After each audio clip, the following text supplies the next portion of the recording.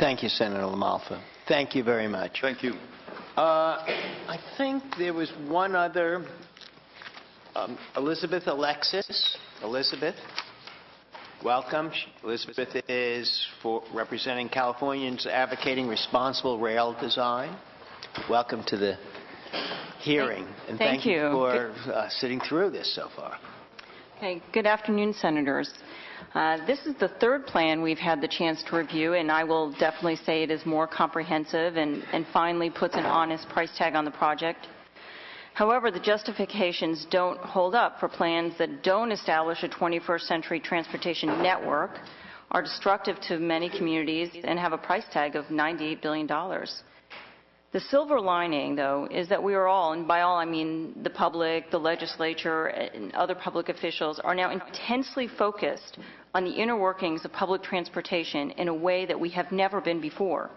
If we step back and rethink the process, we can work together to devise a plan that would be great and affordable. But time is of the essence, because the California populace is permanently turning off to the idea of rail. So as you said, we've got to get it right this time. The current rationale for taking 22 years and $98 billion doesn't hold water. The $100,000 construction job figure, unfortunately, does not add up. First, you have the strange concept of job years being conflated with actual jobs, with people with names. According to the authority's own EIR, there will be at most a couple of thousand people working on the project in the Central Valley, and the train takes a particularly destructive path through the cities and agricultural lands, which will take with it likely an offsetting number of jobs. In a flawed analysis, $98 billion is said to be a deal, given the costs of the alternative. Like all transit, high-speed rail provides higher capacity than roads, but at a cost that only makes sense if you can use a sufficient amount of the capacity. In this case, the high ridership case, looking out 50 years in the future, would only use about a third of the capacity the authority has priced out. Even if this additional capacity was to be used in the coming centuries, time value of money reduces the cost in current dollars to a couple of billion. There is a reason that Caltrans only builds the lanes it needs today. And oddly, the only alternative that's presented is the most destructive one of building new highways and expanding the airports. Why not look at efficiency improvements like those proposed at the San Francisco Bay airports and high occupancy travel lanes? Why not consider other regional transit improvements, particularly in regions of the state like the Orange Crush in LA, where the transportation volumes are an order of magnitude higher than the long-distance highways like the I-5 in the Central Valley? Last but not least, the analysis assumes there is a choice to be made, that if high-speed rail is to be built, planned road expansions would be canceled. Unfortunately, in our fragmented transportation planning system, this seems unlikely.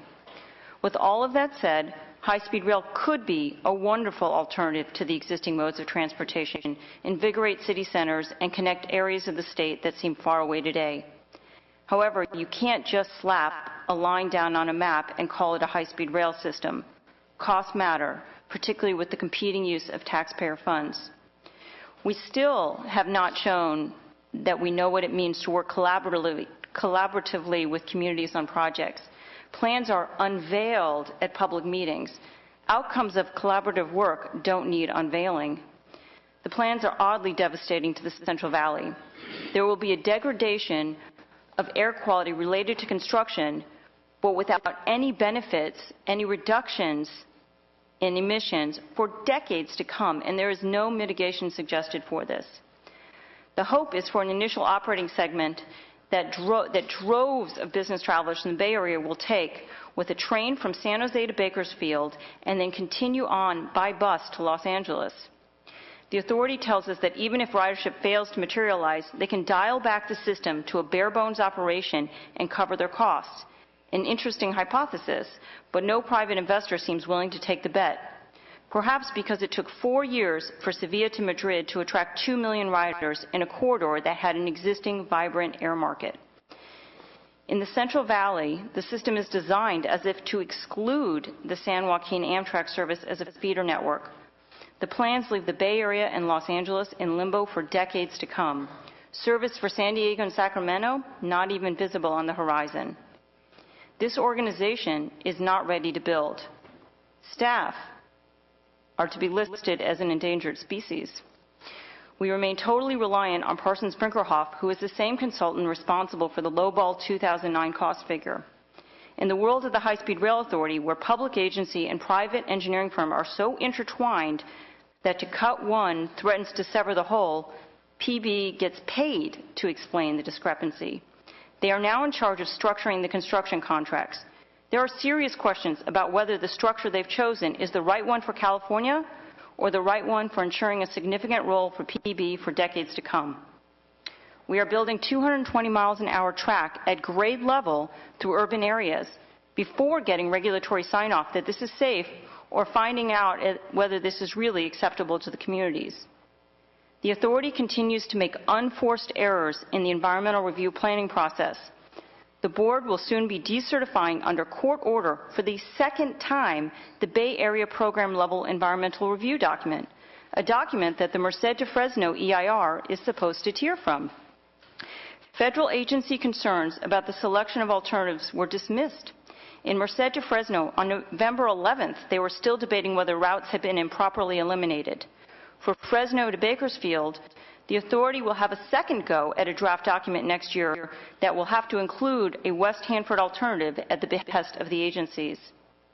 The authority arbitrarily changed the boundaries of the environmental review documents so that they begin and end in the middle of cities, even though the train will continue through. This causes piecemealing, original sin number one in the environmental review process. In Bakersfield, it raises serious social justice issues. The idea that Amtrak could use the initial construction segment tracks, not even broached in the documents. There will not be a certified environmental review document for years to come. What do? Well, first, you do have some time. As suggested by Senator Smidian, the only real restriction with the ARA funds is that they must be spent by 2017. The 2010 funds that were just committed don't even have that deadline. Second, we now know what does not work for this project and, quite frankly, for many others in our state. Finally, we have people engaged in the issue of transit. Look at this room. This may not seem like progress, but it is. We need to make drastic changes in the way we do things here in California.